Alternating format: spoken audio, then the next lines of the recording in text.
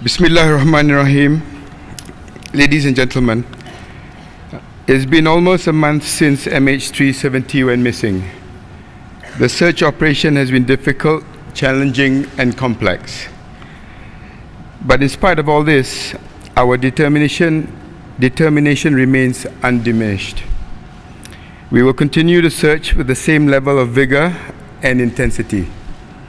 We owe this to the families on those on board and to the wider world. We will continue to focus with all our efforts on finding the aircraft. As per the requirements set out by the ICAO in Annex 13 of the International Standards and Recommended Practices, Malaysia will continue to lead the investigation into MH370.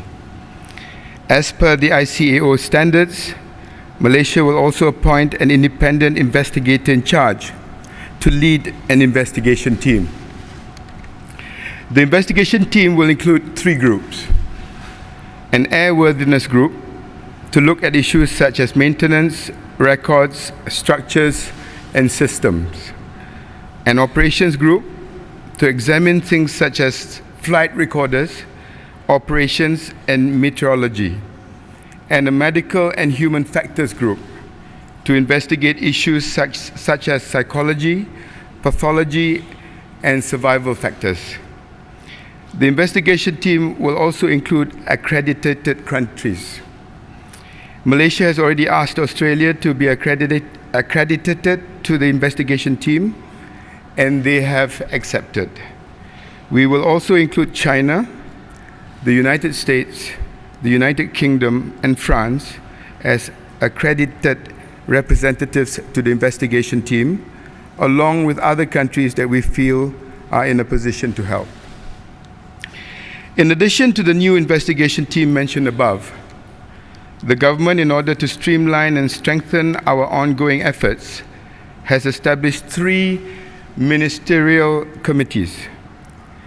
Firstly, we have established a next of kin committee. Hamzah Zainuddin, the Deputy Minister of Foreign Affairs, leads this committee. This committee will oversee all aspects regarding the next of kin of those on board MH370, providing families with information on the search operation and offering support after the search operation has been concluded. The committee will coordinate with relevant foreign governments and will complement the work already being done for the families by Malaysian Airlines. The second committee oversees technicalities, specifically the formation and the appointment of the investigation team. Abdul Aziz Kaprawi, the Deputy Minister of Transport, leads this committee. The third committee takes over issues related to the deployment of assets for the search operation.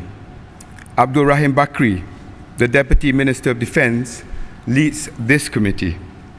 This committee will work with foreign counterparts involved in the search operation and liaise closely with Australian Joint Agency Coordination Centre. This morning, I returned from the US ASEAN Defence Forum, which I attended in my capacity as Defence Minister. At the forum, I updated our ASEAN counterparts and the United States on the latest developments in the search for MH370. I also spoke to officials from other countries involved in the multinational search operations, and the spirit of cooperation at this meeting and the support offered was commendable. During my bilateral meetings with the US Defense Secretary Chuck Hagel, Secretary Hagel reiterated his commitment that the United States would continue to support the search operation and will provide whatever assets are deemed necessary. I thanked Secretary Hagel for the United States' unwavering support, which has included both the deployment of naval and air assets, sophisticated underwater search equipment, and assistance from the FBI, the NTSB, and the FAA.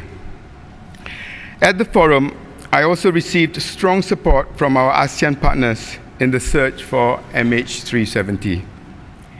I would like to read out the joint statement issued by the ASEAN ministers, which I believe underscores the tremendous spirit of cooperation within ASEAN in the face of this difficult search operation, and I quote, "We, the defense ministers of the member states of the Association of Southeast Asian Nations, express our deepest sympathies to the family members of the passengers and crew on board the missing Malaysian Airlines flight MH370. We acknowledge that the member nations of ASEAN have participated in the search operations directly and indirectly since the plane went missing on the 8th of March 2014. From the South China Sea, the Andaman Sea, to the Indian Ocean, ASEAN has continued to assist in every way possible, true to the spirit of regional cooperation and friendship, without any hesitation in sharing of information, assets, and expertise. We believe that Malaysia has done its level best in its response to this unprecedented predicament, given the sheer scale of the search and rescue operation, which is the biggest and most complex we have ever seen. We reaffirm our commitment for greater cooperation between each member nation, especially in the field of disaster management, under the framework of the ASEAN Agreement on Disaster Management and Emergency Response. This incident stressed upon us the importance of information and resource sharing as we strive to be in the utmost state of readiness in mitigating potential calamities and risks. ASEAN's unity will remain solid and is totally committed to assisting Malaysia in coordinating the massive SAR to locate MH370. We are resolute in finding a closure to this tragic chapter in aviation history. Our thoughts and prayers remain with the families in these difficult times. Before I end, ladies and gentlemen, let me touch on some unfounded allegations made against Malaysia. These allegations include the extraordinary assertion that Malaysian authorities were somehow complicit in what happened to MH370. I should like to state for the record that these allegations are completely untrue. As I've said before, the search for MH370 should be above politics. And so I call on all Malaysians to unite, to stand by our armed forces as they work in difficult conditions with their foreign counterparts, thousands of miles from home, and to support all those who are working tirelessly in the search for MH370. Lastly, as I mentioned on Wednesday, while I was on the US ASEAN Defense Forum, I spoke by telephone to the British Secretary of State for Defense, Philip Hammond, regarding the nuclear-powered submarine HMS Tireless. I hereby confirm that the submarine is now in the search area and helping in the search operation. I now invite the Chief of Defense Force to update you on the submarine's capabilities. HMS Tireless is a Trafalgar-class nuclear-powered submarine with an unlimited range and endurance. Whereas conventional submarines require refueling, the HMS Tireless is only limited by food supplies and by human endurance. This submarine is designed to operate globally, including in the most extreme conditions such as the Arctic and the Antarctic.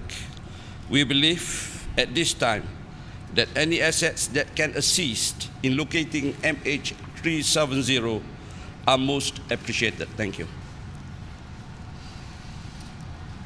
Okay, ladies and gentlemen, members of the media, the floor is now open for Q&A session. We'll start with local media. I would appreciate, okay, in front here, Astro 1A. Could you please? Microphones. Ready? Yes, please. Could you stand? No, the panel. Okay, thank you. Could you stand up and identify yourself? Salam. Datuk Sri, mungkin Datuk Sri boleh berikan pandangan daripada pandangan penyiasat di mana adakah penumpang MH370 ini masih hidup. Ini kerana setakat ini hanya MNS yang nyatakan dan menganggap tiada yang selamat on board. Dan bagaimanapun PM terdahulu telah pun menyatakan tidak pun menyatakan dia terhempas. Jadi apakah maknanya ini? Dan daripada pandangan penyiasat sendiri, adakah masih berharap penumpang MH370 ini masih hidup? Ini merupakan harapan keluarga daripada perjumpaan saya dengan mereka, bahawa dalam apa jua keadaan, betapa tipis pun kemungkinan mereka masih lagi selamat. Doa dan usaha kita untuk mencari mereka dan kemungkinan mereka yang walaupun tipis masih selamat, itu masih menjadi pegangan mereka. Sebab tu saya merayu kepada orang ramai. Kenyataan yang amat berhormat Perdana Menteri hanya menyatakan bahawa kapal terbang itu telah pun habis penerbangannya di Lautan Hindi, tidak bermakna bahawanya terhempas. Sebab itu kita mesti memahami mereka yang masih lagi harap dan berdoa, even though it is a miracle, even though it is hoping against hope. If that is the wishes of the family, I think it is only proper that we respect their wishes and pray that the miracle does happen. Behind the group, please. Could you stand up, sir? Good evening, Dr. Sri. You're from, sir? I'm Lee from Malaysia, Kini. I have two questions directed to Mas CEO Tan Sri Ahmad Johari. The first one is regarding the avionics workshop. The incident of avionics workshop in Subang. Is the workshop process any equipment for MH370? This is question number one. The second question is, there are reports claiming that the pinger battery of MH370 black box is due to 2012, but Mas did not do the replacement for this battery, so it makes the battery of the pinger of the black box become shorter. So can you respond over this? Thank you.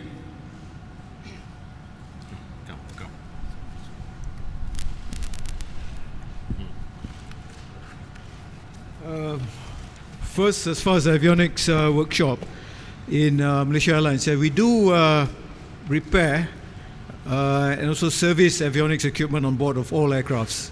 So that workshop is certified to do so. Okay. And as far as the battery, what is reported, we confirm that there's a maintenance program whereby the batteries replaced prior to expiry.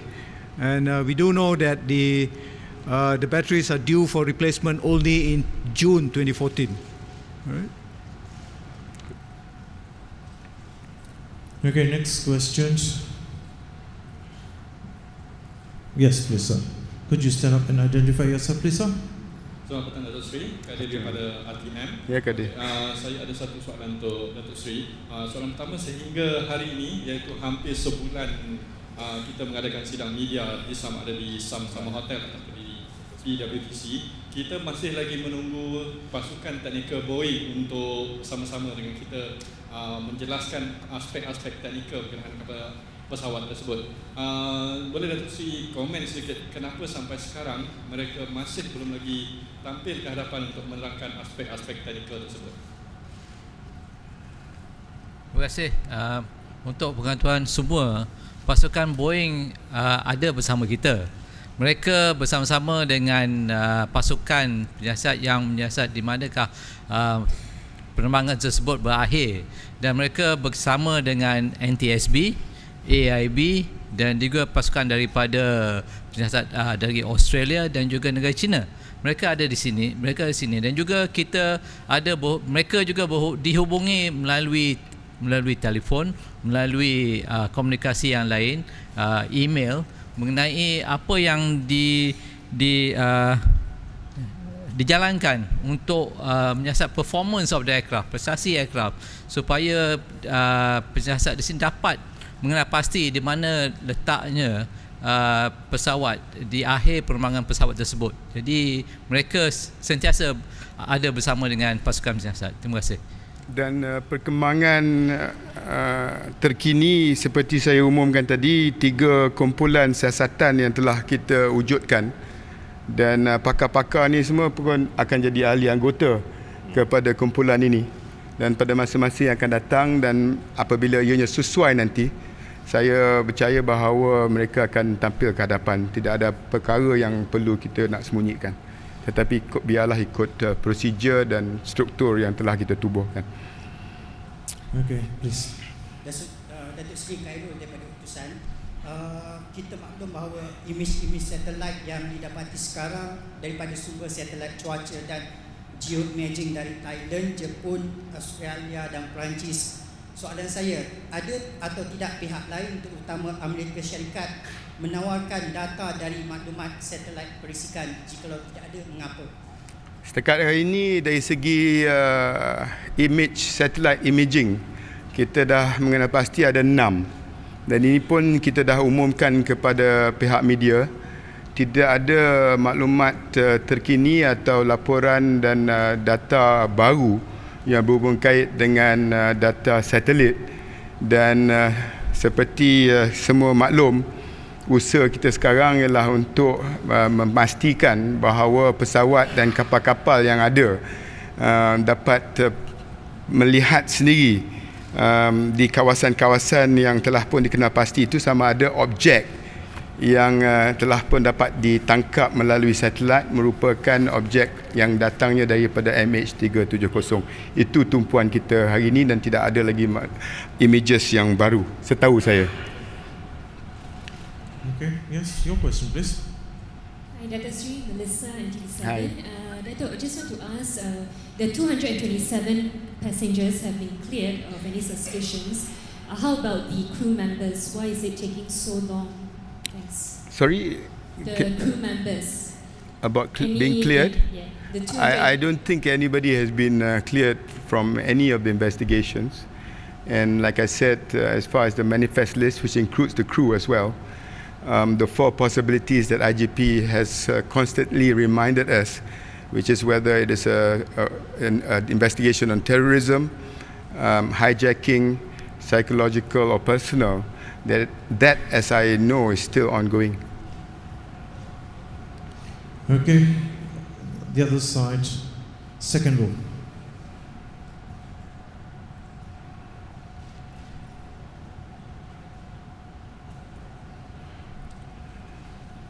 Okay, Assalamualaikum. Saya dari bernama. Okay, I have 2 questions. The first question is to Dato' Sri and Dato' Azharuddin. Right, during the last press conference, one of the questions that was raised was about the diagram presented in Beijing, which show the aircraft instead of divert sharply, the aircraft make a loop. Right, so has this diagram been confirmed? Has this been verified? The diagram, whether or not the aircraft did make a loop instead of divert to the left. The other question is for Ahmad Johari, MAS. During the last press conference at Sama-Sama Hotel, I remember asking about the fuel capacity of MH370. So, you told us before the flight MH370 was flying with reserve capacity up to 8 hours flight. So, during the time the flight was last detected at 8:11 a.m. between the 2 corridors, that was already about 8 hours flight. So, is it possible for the aircraft to fly further down to southern Indian Ocean when there are less than half an hour fuel capacity in the aircraft? So exactly how much is the fuel capacity in that plane during that time? Thank you. Okay, for the first question, the manner that the aircraft make the turn as reported in the Beijing by next of kin is not true. The aircraft does not make a loop and turn to the left. It's not true. As far as the fuel is concerned, we know the aircraft took 8 hours of fuel. The exact figure is actually with the investigation team. So in terms of the weight of the fuel. So when we correlate that versus the last known signal, which is about 8:11 thereabout, it is about 8 hours of flight. So we do not have any more after that. I know they are looking for some more data, but that's it. The aircraft will just run out of fuel. All right? Yes, please, sir. Correct. Could you stand, please? Dr. Sri Hisham, I'm Keith from BFM 89.9. The Pentagon has revealed that it has spent more than $3 million so far in the search for MH370. In your capacity as Defence Minister, how much have Malaysian taxpayers spent? And if you can't reveal it now, when can the public know? Thank you very much. As I said earlier, our immediate focus and what I promised the families is really to look for their loved ones and the plane. That goes beyond dollars and cents. Okay. Front here, last question from the local media. Good evening, Dr. Sri. I'm Sulin from the Malay Mail Online. I'd like to ask if you think Malaysia should issue an apology to all the nationalities on board, if only to smooth diplomatic ties, even if what happened may not necessarily be our fault in that sense, but it was still our plane that went missing. Thanks. I don't think there is one solution to smooth anything in this tragic incident. Definitely not just an apology. It requires a lot of soul searching. It requires a lot of emotional support. It involves a lot of sharing of information and data. But what is more important right now is to remain focused, which is already a very massive task, to locate the aircraft in the Indian Ocean with all its challenges, and to coordinate so many countries and so many assets to do that. The sophisticated equipment that's being used in itself is a massive operation. But what gives me strength right now is not about money, it's not about apology, but the fact that so many people have looked at it in such a positive way, have come forward willingly to assist. And that is something that we can all draw strength from, because if this goes on any longer, we need every bit of strength that we can, especially to get to the truth of what actually happened to MH370. Okay, ladies and gentlemen, now we'll go to the foreign media. Yes, please, sir. Good evening, gentlemen. Jim Evening. Clancy with CNN. Hi. Good to see all of you. We're 4 weeks into this, and I know you've been working tirelessly. I want to go back over, right from the start, just a little bit, if you'll bear with me. I know that other countries have helped by contributing their radar records. Right. As we combine all of that and work with the international team members, what do we really know about how many course changes it made, about what its lowest altitude was, what its last known altitude and position was? Have we got a greater knowledge today, a greater understanding today? Good question in trying to find out what actually happened, but my simple answer would be if we can actually find the aircraft and the black box, it will give more to what we already have. But my discussions with the ASEAN defense ministers and our forum with the United States in Hawaii yesterday showed how much we can learn from this incident. And we're looking at a whole new landscape, be it through satellite, be primary, secondary radar, civil or military. And it makes us all relook at our capability and our capacity. In the context of ASEAN, for example, all nations, from the fact that at the beginning we worked so closely together in the South China Sea and the Andaman, and looking at the primary radar, and all that will have to be digested. And those panels of inquiries, those groups that we are establishing, which will include experts from most of these countries, I think will make us really relook at that landscape that you were asking about, sir. And but I would not limit it specifically to this particular case, because it's an ongoing operations that we are doing, the SAR.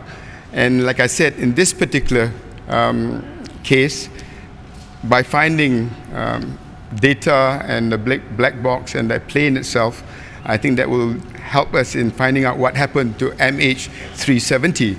But bigger than that, how we are where we are today after a month requires all of us, the world actually, to relook at what we have, what we can do more together. And I think that is a much more positive way of looking of what this journey that we're going on through right now.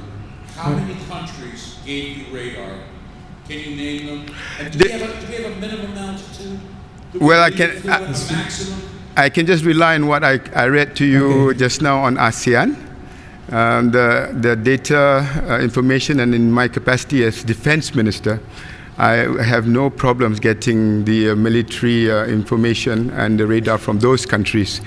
Then countries outside ASEAN, unless I get their permission, you will appreciate that these are sensitive information. You might want to ask them directly. But as far as ASEAN is concerned, and from my own experience, there has been no country out there in this particular case that has been a hindrance to our request for further information on the flight of MH370, whether it is from satellite or from radar, whether it's from military or civil. Okay, foreign media. Second row. Please, sir, identify yourself. Hello, I'm from Xinhua News Agency, China. And considering the search, analysis, and the investigation took a very long time to produce concrete results. So what plan do you have in comforting and making arrangements for the relatives? Thank you. You want to answer it?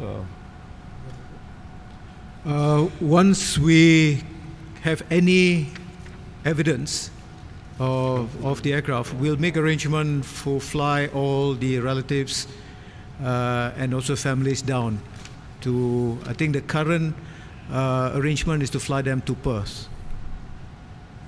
Can I also allow Dr. Hamzah Zainuddin, who I announced just now, the Deputy Minister of Foreign Affairs, who's leading the ministerial committee regarding next of kin, to say a few words too?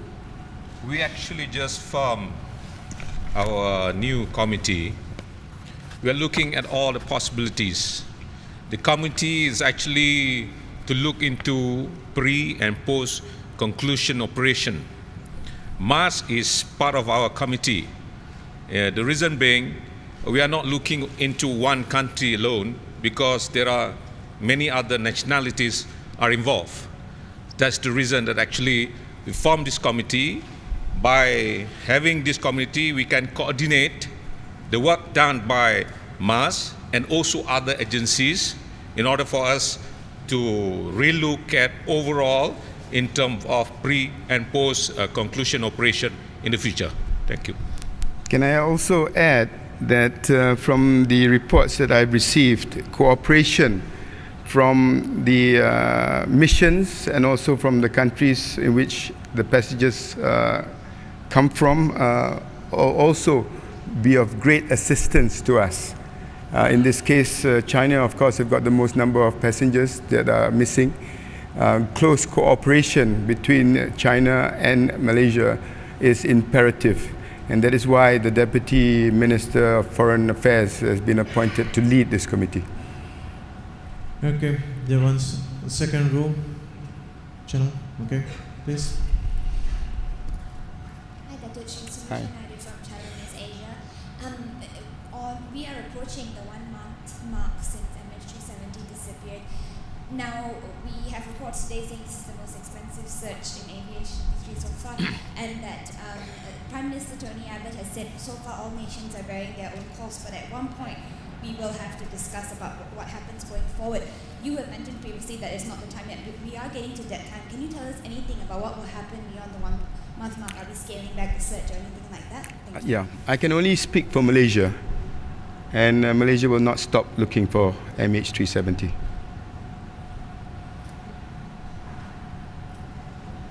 Okay, Jason. Could you stand up, please, sir? Thank you.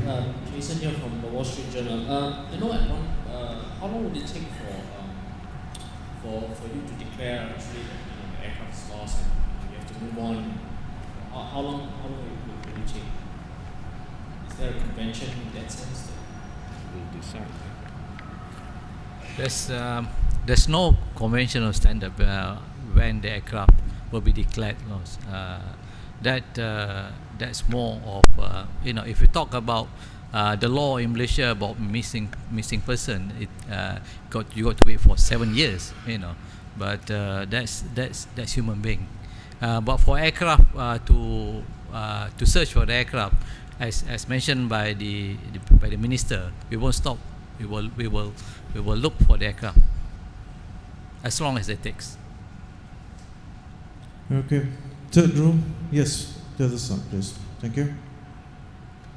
Sir, Eileen from Associated Press. Hi. Sir, it's been more than about 2 weeks, I think, since the search began in the Indian Ocean, and so far no wreckage has been found. I just want to find out, do experts and the search team, do you believe that the plane could have ended intact in the ocean, somewhere in the ocean bed, and therefore that's the reason why you're not finding any wreckage? Could you perhaps, is that a possible scenario that you're looking at? That would be speculative, and I would not want to go down that road. Okay, last questions. Yes, front row, number 3. Thank you. Ingrid from Next CNN. Hi. Last communication from you was not conclusive whose voice was heard in the cockpit recordings. Individuals who have gone to the briefings for the families have told us that none of the family members have been able to listen to that recording.